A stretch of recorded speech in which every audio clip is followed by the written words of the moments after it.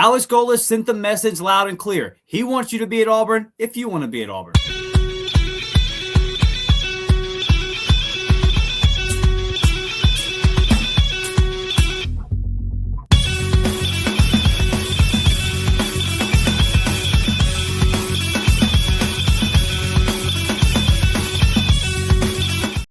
Yes, indeed. What's up, everybody? Welcome to the Uptempo Podcast. As always, I'm your host, Dustin Smith. Auburn's new head football coach, Alex Golesh, took to the podium to do a National Signing Day recap. You see a lot of head coaches across the country coming up, doing a little press conference, talking about their signing day class. But with the unique situation in Auburn, this guy's still new. He was asked a lot of questions. Some of them pertain to the signing class and his philosophy about recruiting, but a lot of them were like getting to know him, asking him about staff, asking him about his overall organizational philosophy. So it was a very good press conference. Ran about an hour long. I thought that we got a lot of cool information out of it. So I wanted to touch on some of the things that I thought were important that came out of the press conference today. Before we do that, man, do us a favor. Like the video, sub to the channel if you are listening over on audio, whether it be Spotify, Apple, wherever you get that. Leave a 5-star review. Follow us over there. Turn on your automatic downloads. The show continues to jump, man. We're having another great month. December is off to a fantastic start. Thank you guys so much. Share this out on social media. Tag me at DMcShaw28. Tag the Warport Podcast Network. Y'all know the deal, but the quote of the day coming out of the press conference. My guy Alex Golesh says, "I'm not looking to run people off. I'm looking for guys that want to be here." And he kind of spoke on it, saying that he's trying to retain a big portion of this roster. Now, we've seen some guys, Coleman, Perry Thompson, Jackson Arnold. We've seen some guys hit the portal. A lot of reports are coming out that anybody that you've seen hit the portal has kind of been asked to hit the portal. I think that's pretty interesting. And what the message that I thought that Coach Golesh really was trying to get across was there's a lot of guys on this roster that we want to keep. There's a lot of guys on the roster that we want to be Auburn Tigers next year, but we have to make sure that they're going to be here and be 100% bought in. Because if you're not 100% bought in, you're not going to be any good to us. And do you want to be at Auburn for the right reasons? Are you at Auburn just because you like the paycheck that it could bring? Or do you really want to be a part of the turnaround? Do you really want to be a part of the solution? Are you going to buy into the new system? He talked about the re-recruiting process. That anybody that's on this roster outside of a few guys that he kind of brought over from the South Florida high school class, but the majority of this roster committed to a previous head coach. They committed to a whole nother staff, and maybe not so much on defense, but especially on offense. And even the defensive guys, they still committed to play for a different head coach, right? So it's kind of a reset button. So we talk about having to do these interviews with players and kind of getting to know them and are they going to fit what we want to do here, not just schematically, but just from a culture standpoint. Is this a place that they want to be? And this is going to be a very important time for Coach Golesh to kind of figure all those things out and wade through it. And you've got to get – I hesitate to use bad apples because I don't really think that there's a lot of bad apples on this Auburn team. But just – I guess the right terminology would be guys that have been poisoned by the previous culture. Are there guys that just – are maybe here for the wrong reasons, or they're good kids, but they're just not bought into what it's going to take to win the way that Coach Alex Golesh thinks it's going to take to win. So I thought that was a very good message that he was sending. He said, because he's kind of saying, look, I'm not coming in here to blow this all up. And he mentioned that on the quarterback room. I'll talk about that in just a second. He said, I'm not coming in here to blow all this up, but at the same time, there is going to be some turnover because that's the nature of college football these days. But also, there's going to be guys that don't see the vision the way that we see it, or they committed to come play for Auburn, and now that it's kind of a reset, they want to, go look elsewhere because there was another staff, there was another vision that they were committed to, and now that vision, it never came to be, right? Unfortunately, what we thought we were all getting 3 years ago, it didn't happen, and it sucks, and you hate it, and that's when you see guys like Perry Thompson, who we all had high hopes for, and we wanted to see him succeed and develop at Auburn. Ultimately, that's not going to be the case, and I wish Perry Thompson all the best, but we have to trust Coach Golesh and his process, or I don't know if even trust is the right word, because me personally, you got to start winning some games for me to trust you, right? But at least give him the benefit of the doubt, give him the grace to say, hey, this is your team now. Whatever was being done, the way it was being done previously was not working.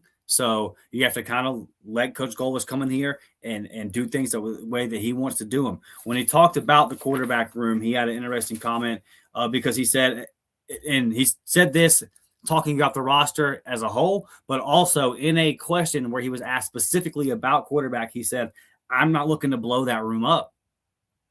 He didn't name players individually, but he said, I'm not looking to blow that room up. I think he said, everybody that's still in that room, I think that they can contribute to what we want to do moving forward. He said, there's definitely a point in time where I can look at every player that's currently in the quarterback room and see them being the quarterback at Auburn and helping us win football games. So now it's about, so like if we're reading between the lines, I think that's him saying, look, I'm cool with Ashton Daniels and I'm cool with Deuce Knight being on this roster if they can buy in to the vision. And he kind of talked about how in high school, if you're recruiting a quarterback, it takes 1 year to 2 years to get a high school quarterback to commit and get his family won over. He's obviously in a time crunch here before the portal opens up next month, trying to make sure him and these quarterbacks, so Deuce Knight, Ashton Daniels, making sure they're on the same page, making sure that they're all okay with what the plan is for the program, for the offense, and more importantly, in each individual, I guess re-recruitment should be the right term from what it sounds like, what it means for that player and his trajectory and his path to the field. So, and then does that align with the needs of the player? So still a lot to be determined. I think we all, like elephant in the room here, we all want Deuce Knight to return to Auburn and be successful at Auburn. And I just think that right now that could be very much so up in the air. But I feel comfortable and I feel better hearing Coach Golesh come in and say, I'm not looking to blow that room up. I want to keep the guys that are still in that room. Now, Jackson Arnold's moved on. I can imagine Jackson Arnold probably wanted to move on from Auburn, but also I can imagine he was probably told, hey, buddy, you need to go look elsewhere. So that's why Golesh was kind of specific in saying the guys that are still in the room, he said that a couple of times. I think he was kind of trying to say, hey, some people may have been told to leave or they decided to leave, and we agree it was best for them. But the guys that are still in the room, trying to show them the vision, get them to buy into the vision, want them to be a part of it moving forward, not looking to blow that up. So hopefully Coach Golesh and Deuce Knight's visions align. And same for Ashton Daniels. I think, look, I don't want Ashton Daniels to be the opening day starter next year, and that's no knock on him. I just think Auburn can do better than that. But I do want him on the roster. That is definitely a guy that if he has to come off the bench, you feel confident in. Like, okay, we could still be in this football game. Having a backup quarterback that you can depend on is very, very important. And I think that we've seen that over our time as Auburn fans. And if you've been a football fan long enough, you know what it is. They got the ball in their hands every single play. Things can change very, very quickly. And I think that Ashton Daniels has shown you that he can be depended on. He can be counted on to come in and perform up to the standards of an SEC quarterback. But also, I think that you can go get there's going to be a lot of options out there, whether it be portal or whatever, to bring in a high-level guy. I think, and we'll have a lot of discussions about QB room. I'm going to stand on what I've kind of said over the past couple of weeks as far as my personal opinion. I just want there to be a real competition, and whoever the best player in that competition, whoever is the most talented guy, I want that guy to win and be named QB1. That is as simple as that. So I know that sounds very like no shittish, I guess, like of course, but that hasn't been the case at Auburn. We've seen quarterbacks get named the starter because they were pressing. A head coach told us that. He said, I had to name this guy the starter because he was pressing. That's not a true QB battle. Jackson Arnold, he was named the quarterback before he ever practiced at Auburn. He was given the QB1 spot. That was probably part of him coming to Auburn. Because Golesh said in his opening press conference, and he kind of reiterated it in the press conference yesterday, we're here to compete. The best person's going to play, but we want to try to keep the guys that are in the room. And then when he did speak about the portal at the QB position, he said, as we get to that point in time, we'll kind of evaluate it and see if we do need to go bring in a guy. So, just guessing as we sit here today, there's just so many moving parts. There's so many moving parts. If he brings in Brown, his former quarterback at South Florida, if he brings him in, does Deuce Knight and Ashton Daniels feel like, well, you're going and getting your guy, and we have no chance of playing? We have no chance at it being a real competition. Would that upset them, and would they hit the portal? Could he convince them that if he brings in Brown, that it's still going to be a real competition?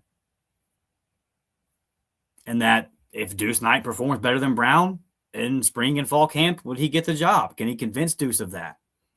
Deuce would probably have a hard time believing that because that's not normally the way it goes. Brown has one more year of eligibility. Perfect world, in my opinion, Brown comes in next year or anybody else out the portal with 1 year of eligibility. You let Deuce QB2 as a year. He's still a redshirt freshman quarterback. Give him another year under his belt, and then you hand it off to him in 2027 as a redshirt sophomore. But I'm not going to get on my soapbox about sped up timelines today for development at the quarterback position. We're killing some of these kids, but very interested to see how all that's going to play out. But I do think that it is of note and worthy to talk about. In particular, and speaking about that room, he said, "I'm not here to blow it up." He was asked about DJ Durkin, and he was asked about DJ Durkin in his opening press conference. And he said, "I'm still working through all that." Now that DJ Durkin has been retained and named as the defensive coordinator moving into next season as well, he said that he's always wanted to work with DJ Durkin. He's had to be an offensive coordinator, the scheme and game plan against a DJ Durkin defense before. So he knows about his tendencies. He said now that he's been with DJ Durkin every day, working side by side with him over the past week, he said the film matches what you think he would be. He said when you turn on the film of DJ Durkin, you expect him to be a certain kind of way because of the way that he calls defenses. And he said that now that I'm around DJ every day, that absolutely is the case. He is everything that I thought he would be. He called him one of the best coaches in the country, one of the best defensive minds in the country. And he said that if he was just coming to Auburn for the first time and DJ Durkin was not the DC at Auburn, that's still a guy that he would want to hire as DC. He said DJ Durkin was at the top of my board, regardless of where I was going to be head coach at, as a guy that I would want to be my defensive coordinator. So now that he gets to come in and work with DJ Durkin every day, he said he's super, super fired up to be a part of that. And he also spoke on the importance of DJ Durkin being able to help him with the roster, right? DJ Durkin has seen these guys. Coach Golesh is having conversations with all these guys. Do they want to be here or not? Do you want to be here or not? Can you buy in? What's the plan? Can you be a part of this? It helps to have a guy who was been on the staff the last 2 years and was even the interim head coach for the last couple of weeks of the season. So he knows all these guys well, even the guys on offense. That's a critical piece that could help Alex Golesh kind of weed out some of the guys that he doesn't want here. DJ can tell him whether a guy's really bought in or not. And also, he talked about the importance of DJ Durkin has been in the SEC these last couple of years. Now, Golesh isn't foreign to the SEC, being an OC at Tennessee 3 or 4 years, well, I guess, 4 seasons ago now. The last 3 seasons he's been at South Florida. But so he's not foreign to it, but he also hasn't been in the SEC for 3 years. DJ Durkin obviously has been coaching, our defenses in the SEC in a time frame. So we talked about the familiarity that DJ Durkin will have with what teams are trying to do schematically with coaches in their current spots and just kind of being in the SEC already. So he talked about that being something that can help him out as well. So good stuff there. And I mean, to see these two guys kind of aligned and hear that, first weekend, but that is going well so far, it's just firing every single Auburn fan up because, one other thing Coach Golesh said was he said he can kind of sense that there's this little spark in DJ, kind of like he's fired up about the reset too. Because look, we don't want to, pick on anybody, but we all kind of know the deal here. Like DJ was doing his job. There was other coaches on the other side of the ball that weren't doing theirs. You can imagine DJ's fired up for maybe, hey, somebody is going to help me out now, and we can actually win some football games. Because it's got to be frustrating. It's got to be frustrating to be putting out great defensive performances most of the time and your offense not returning the favor. Because sure, you take pride in the fact that your side of the ball played well, but you still want to win. You're not putting in all that effort to come up short. He was asked about the bowl game. Auburn turning down a bid to the bowl game. They actually were invited to the Duke's Mayo Bowl, and Auburn turned it down. Just take it from his tone. I think he may have wanted to do it or was at least interested to do it, but he talked about the staff turnover. The guys have already done their final exams and they've gone home for the winter. He said 75% of the team isn't even on campus. How would we get the guys back to campus? Who's going to coach them with the staff turnover and everything that's gone into that? He said, we want to go compete. We want to play a football game. He said there would have been some benefits to it. He said, but it just wasn't realistic. It wasn't a practical timing. The timing just wasn't practical for the team. You're still having discussions about whether guys do even want to be on the team or not, and who's going to be on the team and what it's going to look like. So how would you have been able to put all of that together? Just not practical is the word that he used, and he's right in that. So, again, I think that all of us would have been fired up to see one more game of Auburn football, and he did kind of have this little tone in his voice that made it seem like this is a guy that doesn't mind going and he'll strap him up. I think the idea of going and playing a football game intrigued him. I think he wants to hit the ground running and coach football as Auburn's head football coach. But ultimately, it just would have been too many moving parts, though it wouldn't have made sense. So, love everything that we heard from the opening press conference.